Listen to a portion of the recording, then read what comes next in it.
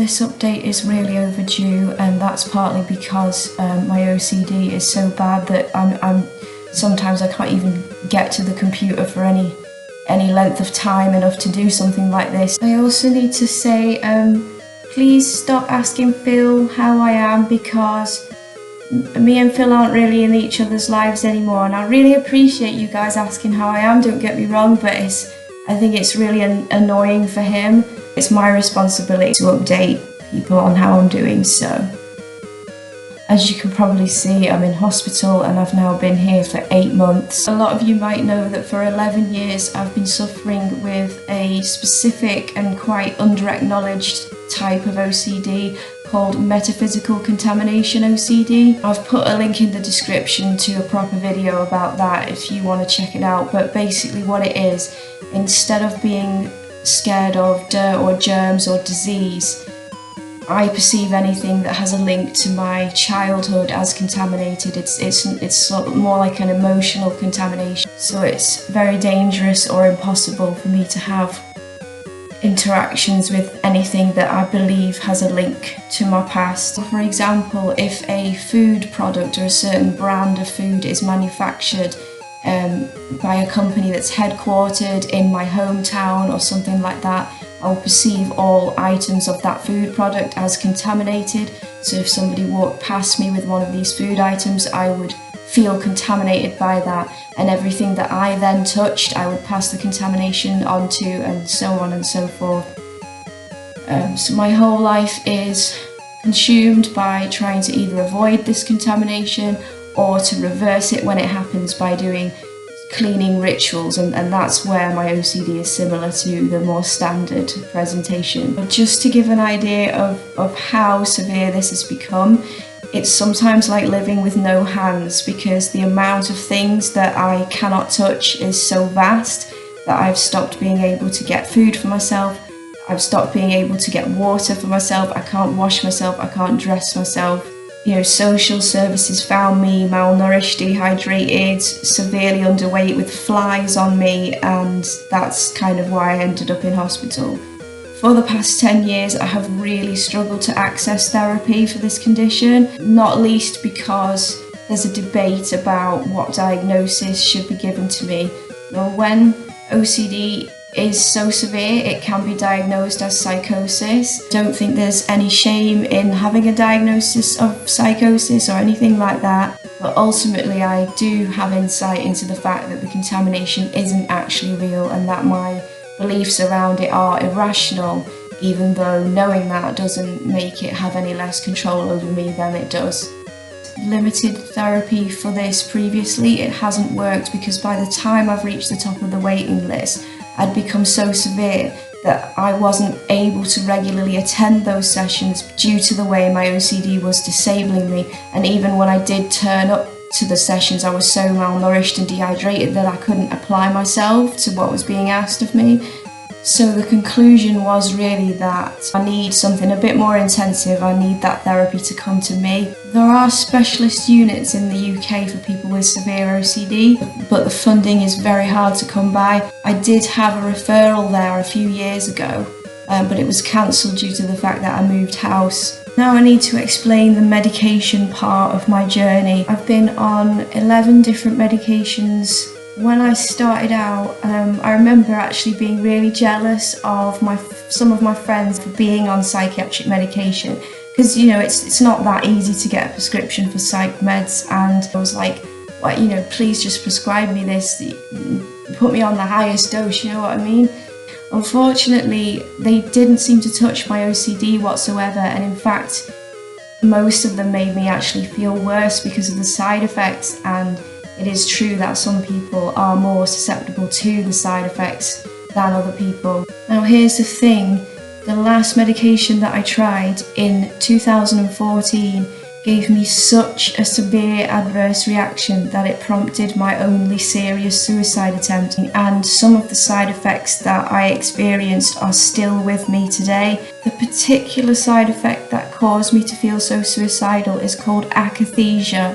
Akathisia, until recently, has been like really under-acknowledged as well. A lot of people haven't even heard of the word akathisia, what it is, and saying it like this doesn't give it justice, but the definition for it is an intense sense of inner restlessness that manifests as an inability to sit still. But that's kind of like saying that Hitler was mildly annoying. Guys, I'm not exaggerating, this was by far the single most traumatic experience of my entire life, and that's saying something. It feels like the middle of your bones is on fire unless you're constantly moving. But no matter how much you do get up and move, it never quite satiates the urge. If you try and stay still, it physically hurts. It feels like you're gonna die. And it's accompanied by this mental restlessness as well, this just absolute panic and terror for no good reason. Nothing's causing it, it's just there 24/7. I paced until my feet bled, I didn't get any sleep, I lost a load of weight. I didn't know what was happening to me. I'd been given one dose, the lowest dose, and the akathisia went on for 5 months. And all of the doctors were telling me that this is not possible. It should be out of your system by now. It must be psychosomatic what you're experiencing. It must be an extension of your, the anxiety that you already have. And I believed them, and I thought to myself, well, okay, I'm experiencing the most painful thing I've ever experienced, and if it is psychosomatic, there's not really any reason why it would go away. And that's why I sought to end my life. I ended up having a hospital admission just because of it, and one of the nurses there said to me, this looks like akathisia. When I got out of hospital, I found a support group, and I feel like I owe my life to this support group, because this support group educated me, and they said, look, it doesn't matter what the doctors are saying, it is actually more common than people think for it to go on for a long time even after you stop the medication. It will go away, they said. So I hung on, and sure enough, it did eventually go away. But I still have other things from that medication, such as tinnitus, visual snow, and embarrassingly, sexual dysfunction that has never gone away.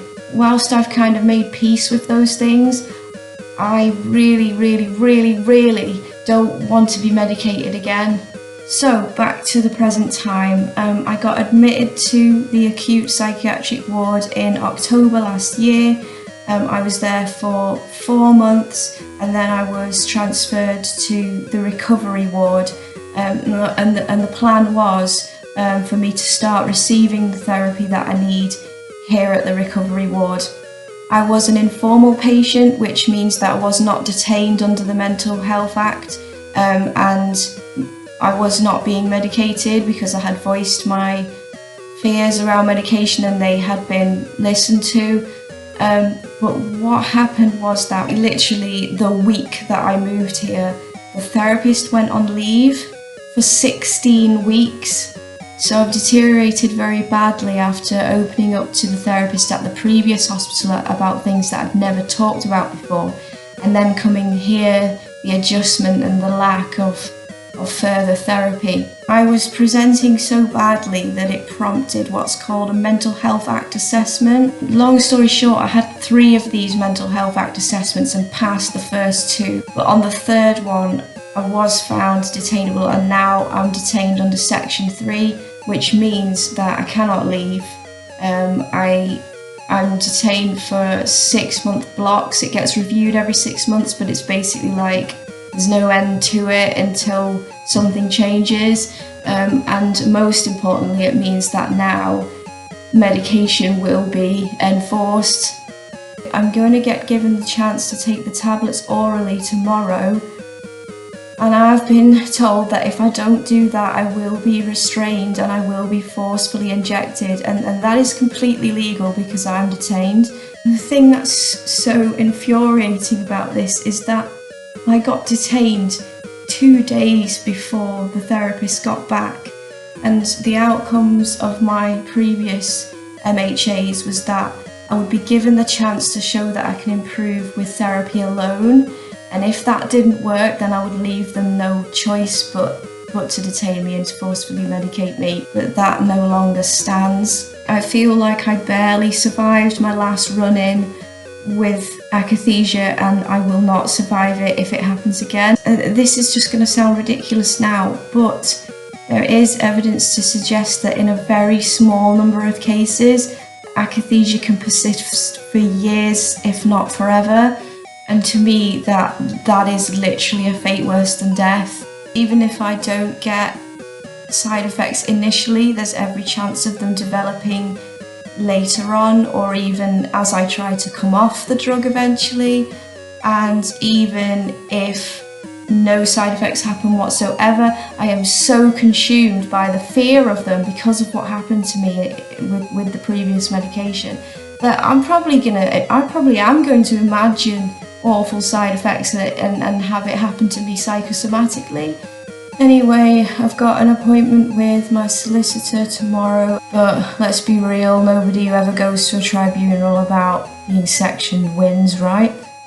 I'm just a crazy person. I don't have a good enough understanding to allow for me to make a decision about what substances go into my body and what don't.